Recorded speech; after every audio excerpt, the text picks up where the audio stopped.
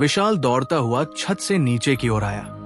माँ, ये देखो, आज फिर कोई हमारी छत पर ये डाल कर गया है। सरस्वती बोली, हे भगवान, मैं तो तंग आ गई हूं इन सब चीजों से, और तुझे कितनी बार कहा है विशु, ऐसी चीजों को हाथ नहीं लगाया कर, ना जाने कौन हमारे पीछे पड़ा है। सरस्वती दौड़ती हुई किचन में गई और एक पॉलिथीन लाकर बोली, जल्दी से ये इसमें डाल और जाकर फटाफट नहा ले। विशाल, हाँ मां। तभी विशाल के पिताजी रामपाल दोपहर का खाना खाने घर पर आए। वो रिक्शा चलाते थे, सवेरे जल्दी घर से निकल जाते थे और दोपहर का खाना खाकर कुछ देर आराम करके फिर से चले जाते थे। देर रात सवारियां जैसे मिले उस हिसाब से घर वापस आते थे। उनके काम से ही परिवार का भरण पोषण हो रहा था, लेकिन पिछले काफी समय से उनकी जरूरतें पूरी हो इतनी भी कमाई नहीं हो रही थी, जिसकी वजह से परिवार के सभी लोग बहुत परेशान रहने लगे थे। विशाल और सरस्वती के अलावा उनकी बूढ़ी माँ भी उनके साथ रहती थी। सरस्वती, अरे आ गए आप, हाथ मुंह धो लीजिए, मैं खाना लगा लेती हूं। रामपाल, पता नहीं क्यों आज कमर में बहुत दर्द हो रहा है, जरा वो मालिश करने का बाम भी लेकर आना।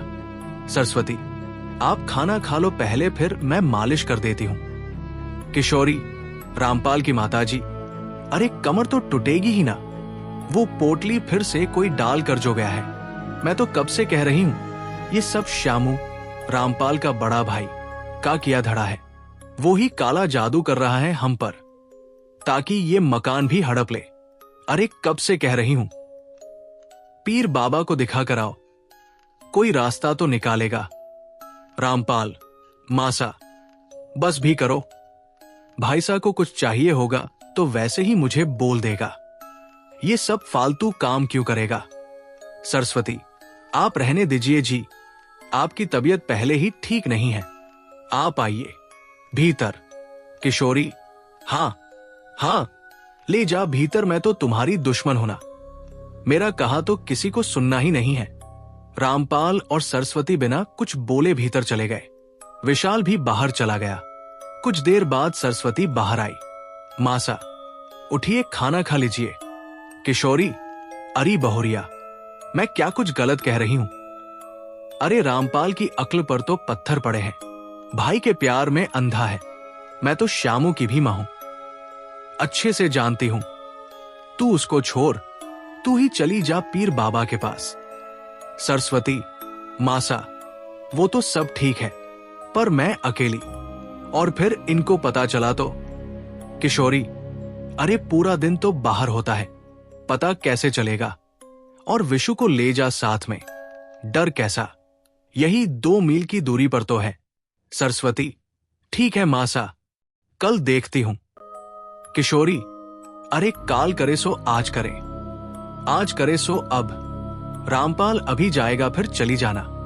सरस्वती, अभी? लेकिन मासा। किशोरी, लेकिन वैकिन छोड़, अपने पति का सोच, बेचारा कितनी चिंता में रहता है।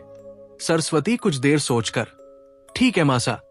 उसी दिन शाम ढलने पर सरस्वती अपने बेटे विशाल के साथ पॉलीथीन में जमा करके रखी हुई वो सारी सामग्री लेकर पीर बाबा के पास चल दी। पीर बाबा की दरगाह में सरस्वती अकेली अंदर गई थी। बच्चों को भीतर जाने पर मनाही थी। सरस्वती, बाबा, हम पर बख्शिश करो। पीर बाबा, क्या हुआ बच्चा? सरस्वती, बाबा, पिछले बहुत समय से कमाई नहीं हो रही है, इनकी तबीयत भी बिगड़ती जा रही है, बहुत चिंता होने लगी है। ये बहुत समय से कोई घर की छत पर फेंक कर जाता है। पॉलीथीन आगे करते हुए पीर बाबा ने पॉलीथीन को खोला और बोले, या अल्लाह, खैर कर ये सब। सरस्वती, क्या हुआ बाबा? पीर बाबा, बच्चा, मैं अल्लाह का बंदा हूं, कभी झूठ नहीं बोलता, मृत्यु अटल है, सब किया कराया है। सरस्वती, मैं समझी नहीं बाबा। पीर बाबा, बच्चा, तेरे पूरे घर पर काला जादू किया गया है। ये देख, इस पोटली में क्या है? श्मशान की राख, कौए का खून, तिराही की मिट्टी, काली दाल, कीले, कटा हुआ नींबू, इंसान की अस्थि, सब तेरे सामने ही है बच्चा। तुम पर बहुत गहरा साया मंडरा रहा है, धीरे धीरे सब खत्म कर देगा। सरस्वती वो सब देख और सुनकर डर गई। लेकिन बाबा, कौन है वो, और हम पर ही क्यों? बाबा, कोई अपना, नाम नहीं बता सकता बच्चा, लेकिन है बहुत करीबी। सरस्वती, बाबा, कोई उपाय तो होगा। बाबा, बाबा के पास आई है तो उपाय जरूर बताऊंगा बच्चा, लेकिन मुझे भी अल्लाह से पूछना पड़ेगा। अगले 7 दिन रोजाना तुझे यहां आना पड़ेगा। मैं कुछ सामान लिख कर देता हूं, वो लेकर समय पर आ जाना। तेरी सारी परेशानी का हल मिल जाएगा। लेकिन बस एक बात का ध्यान रखना बच्चा, अपने बेटे को साथ मत लाना और घर के बाहर किसी को इस बारे में खबर मत देना। पीर बाबा ने एक कागज उसको देते हुए कहा, जा बच्चा, ये सामान लेकर कल इसी समय आ जाना। खुदा हाफिज, अल्लाह खैर करे। सरस्वती वहां से विशाल को साथ लेकर घर की ओर चल दी। घर जाकर उसने किशोरी को सारी बातें बताई। किशोरी और सरस्वती दोनों चिंता में आ गई।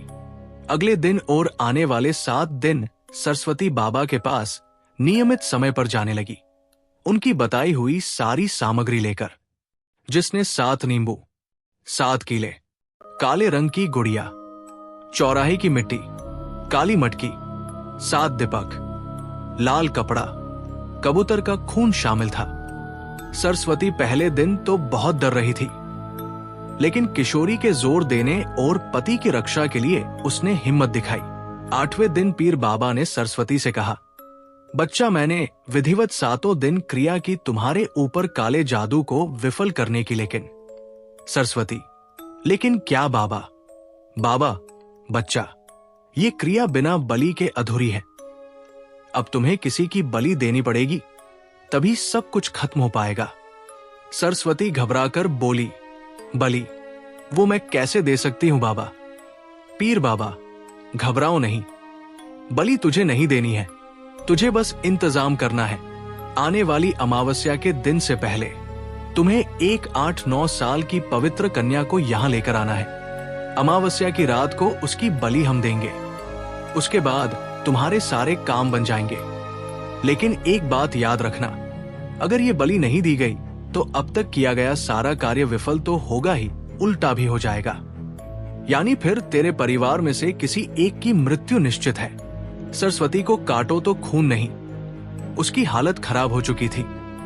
सारी बातें सुनकर वो सिर झुकाकर बिना कुछ बोले वहां से चली गई। घर आकर जब उसने किशोरी को ये बात बताई तो किशोरी ने तुरंत उसका समाधान बता दिया। सरस्वती, नहीं नहीं मासा, ये आप क्या कह रही हैं? काजल बेटी जैसी है मेरी, मैं ऐसा नहीं कर सकती। किशोरी, बेटी तो नहीं है ना?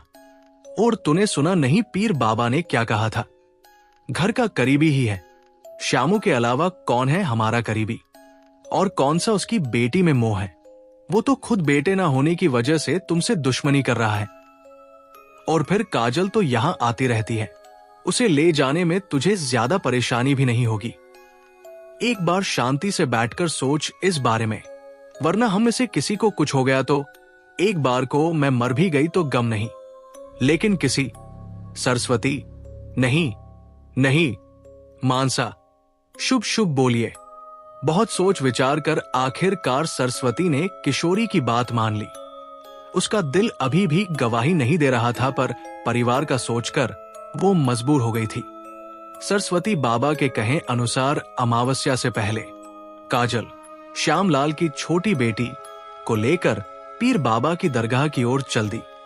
हर एक बढ़ते कदम के साथ उसकी धड़कनें बढ़ती जा रही थी। उसे समझ नहीं आ रहा था कि क्या वो सही कर रही हैं। चलते चलते रास्ते में सरस्वती को एक सूखा कुआं दिखाई दिया। सरस्वती उस कुएं के पास गई और वहां सिर पर दोनों हाथ रखकर बैठ गई और रोने लगी। काजल, क्या हुआ चाची? आप रो क्यों रहे हो? काजल ने उसके आंसू पोंछते हुए पूछा। ना जाने अचानक सरस्वती को क्या सूझा। वो गांव की ओर वापस आई और काजल को उसके घर छोड़ दिया। फिर उसी पल वो तेज कदमों से उसी सूखे कुएं के पास वापस आई और बोली, अगर मेरे परिवार में से किसी एक की मृत्यु निश्चित है तो मेरी ही क्यों नहीं? मैं उस बच्ची की बलि नहीं दे सकती। ऐसा कहकर उसने कुएं में छलांग लगा दी। हेलो दोस्तों, आपको मेरी ये कहानी कैसी लगी? कमेंट करें और अच्छी लगी हो तो लाइक करें। और हाँ, मेरे इस चैनल को सब्सक्राइब करके घंटे का बटन दबाएं ताकि आपको हमारे वीडियो की अपडेट मिलती रहे। धन्यवाद।